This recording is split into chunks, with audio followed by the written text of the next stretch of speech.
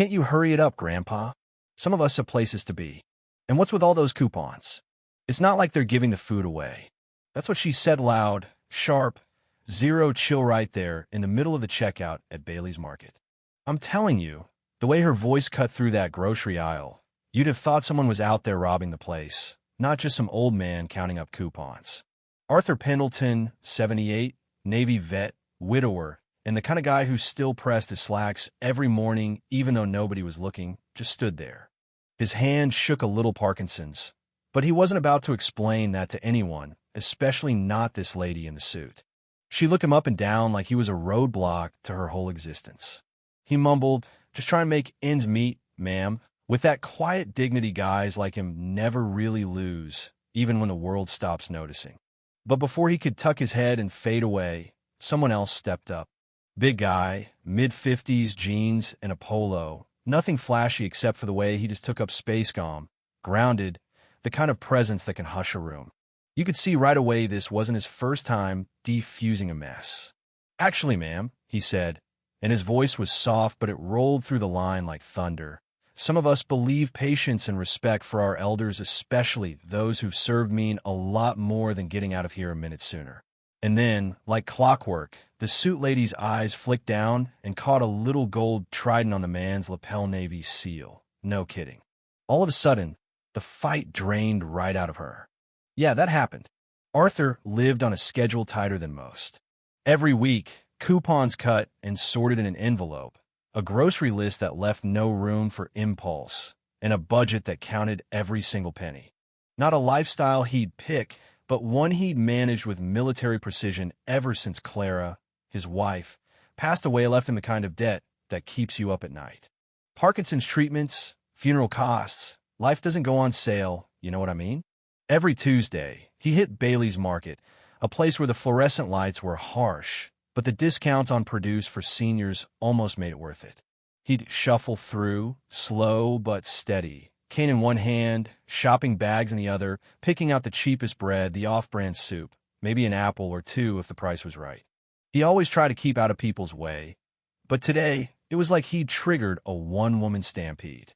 So there they were, Arthur, double-checking his totals, the lady glaring holes through him, and Mia, the young cashier, looking one breakdown away from tears. And just when you thought things couldn't get any more awkward, the suit lady really let loose. "Are we going to be here all day? I mean, it's just a couple bucks. Some of us have actual important things to do." Arthur, red-faced, just tried to sort his coupons a little faster, hands trembling more now. He even said, "I'm sorry for the hold-up," barely above a whisper. But the more he tried, the more she pressed, and that's when the big guy in line really spoke up. "You know," he said, stepping just a little forward, "I think most of us here are okay waiting for a gentleman who's clearly trying his best. Maybe you could try showing a little compassion." The lady whirled on him, ready for a fight until she caught the look in his eyes. That's the thing about people who've seen real trouble. They don't have to raise their voice. She tried to rally, but nobody was backing her up. Even the folks in line, some grinning, some shaking their heads, were silently cheering for Arthur and the big guy. And right then, you could feel the mood shift. The man glanced at Arthur, nodding like they were shipmates. "Sir, take your time. You've earned it." And to Mia, he said, "Don't worry about a thing. Just help him out." Mia steadied, scanning coupons like it was the most important job on earth. The suit lady, realizing she was on the wrong side of this crowd, huffed and stormed off to another register, tossing insults over her shoulder that nobody listened to. Arthur's total dropped way down, thanks to those coupons. He thanked Mia, thanked the man, voice thick, but the guy just waved it off, paid for his stuff, and left without another word. No grand gesture, just a nod, and gone like real heroes do. Arthur watched him disappear into the parking lot, heart pounding, not sure whether to laugh or cry. But then, just as he was getting ready to leave, the story took a weird turn. A couple of unmarked sedans, serious-looking folks in dark suits, and a guy with silver hair looked every inch the Admiral, even out of uniform, came marching into Bailey's. The manager looked like he'd seen a ghost. The Admiral James Harrison, turns out, walked up and said, "Mr. Pendleton." Arthur nodded, still in shock. Admiral Harrison introduced himself, then dropped the bomb. We're with the Veterans Choice Food Program. We got an urgent report about how a veteran was treated in this store today.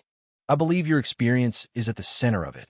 Turns out, the guy who had Arthur's back, Commander Rexford, former SEAL, and now a watchdog for veterans' rights, was in the store doing a surprise checkup.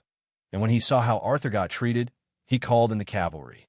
Right there, in the middle of Bailey's, the manager stumbled over an apology, handed Arthur a gift card, and promised better training for every employee. Mia looked like she might faint from relief. And then, as if on cue, the suit lady came out of her new checkout line and saw the whole official party. Her face turned white as paper, and she slunk out the door like her shoes were made of lead. Admiral Harrison offered Arthur a ride home, and on the way, he explained how Commander Rexford did this kind of thing all the time, never let disrespect slide, especially for his own. He looks out for his people, the Admiral said. Always has. Always will. Arthur just sat there, humbled, grateful, realizing that what felt like just another bad day turned into something way bigger. Bailey's market changed after that. Policies updated, staff retrained, senior and veteran shoppers treated with the kind of respect that should have been there all along. Sometimes Arthur would spot Rexford, incognito, just watching from afar to make sure things stayed right. And every Tuesday, when Arthur brought out his coupons, the staff smiled and called him by name. Funny thing, Dignitiate doesn't cost anything, but it means everything, and the real test of character is whether you show it when nobody's watching. Sometimes, the world needs a gentle nudge, or a quiet man with a backbone of steel, to remember what matters. So let me ask you, is it just about a few dollars, or is it about how we treat each other when no one expects us to do the right thing? Drop your thoughts below. What would you have done if you'd been in that line? Where's the line between standing up for what's right and just minding your business? Let's talk about it, because justice and kindness only live as long as we're willing to keep them alive.